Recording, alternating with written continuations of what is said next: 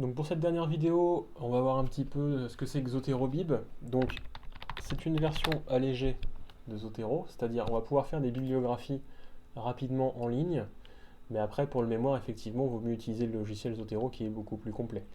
Donc sur le même principe, en fait, il faut renseigner ces références donc, par identifiant, mais également on peut faire par URL, ce qu'on ne pouvait pas avec le logiciel Zotero. Donc par exemple,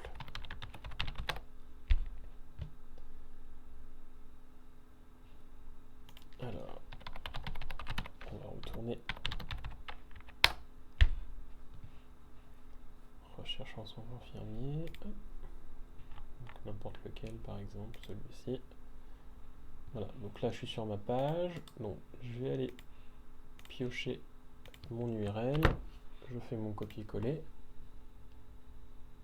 Voilà, donc là j'ai un premier ajout à ma bibliographie. Donc dès que je fais un ajout, j'ai la possibilité de supprimer si c'est pas bon, de fermer, comme ça il s'ajoute à la suite, ou bien d'éditer si j'ai des erreurs. On se rappelle pour l'histoire des imports automatiques, il peut y avoir des erreurs, donc là en l'occurrence on a l'air plutôt bien. Après, là par défaut, il me met donc une norme de présentation qui est la MLA. Donc, nous, ça ne nous concerne pas. Je vais juste aller chercher la norme APA qui est la première, comme c'est une des plus utilisées. Je bascule. Voilà. Donc là, elle est bonne, il n'y a pas de souci. Donc on peut continuer comme ça. Alors, si on veut, on peut revoir ce qu'on a vu, par exemple Sciences Directes.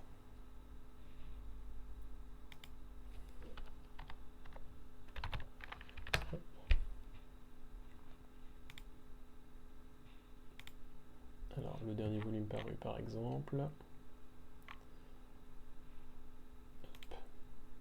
Voilà. Donc, même principe, hein, là en l'occurrence, je peux prendre l'URL, mais je vais montrer aussi qu'avec le DOI, ça fonctionne. Donc, je viens copier, j'ajoute mon DOI, je valide, et voilà, j'ai ma référence qui vient s'ajouter à la première. Donc, l'intérêt, c'est de faire sa bibliographie comme ça, savoir qu'on peut renommer la bibliographie. Donc, APF. Par exemple. Hop. Ensuite, une fois que sa bibliographie est faite, on a plusieurs options. Donc, soit on peut la copier.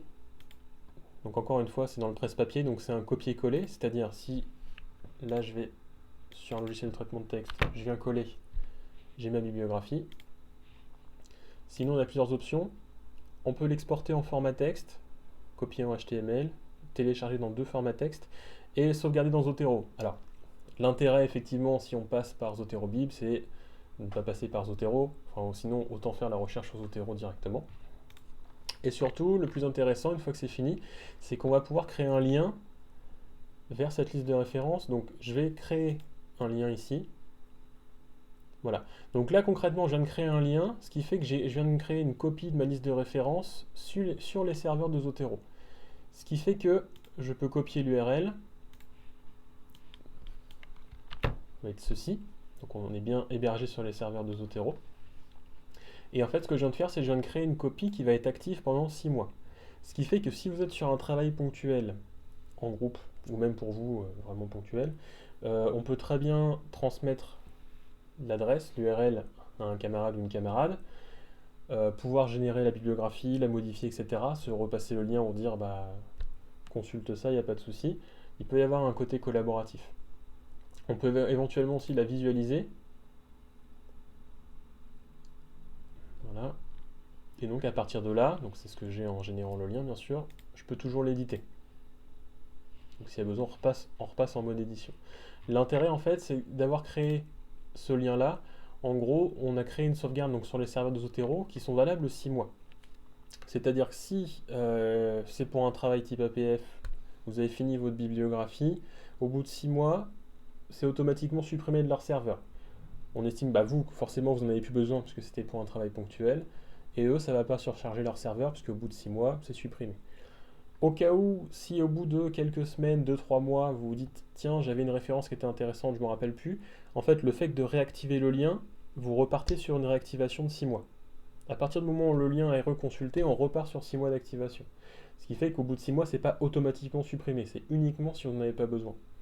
Donc ça peut être utile effectivement pour tout ce qui est travail ponctuel, mais aussi si, admettons, vous faites ça de l'extérieur. Si vous êtes ça sur un ordinateur de service, par exemple, si vous êtes là au centre de documentation, un PC public, vous n'êtes pas chez vous, on peut quand même au moins utiliser ça. C'est toujours bon à savoir.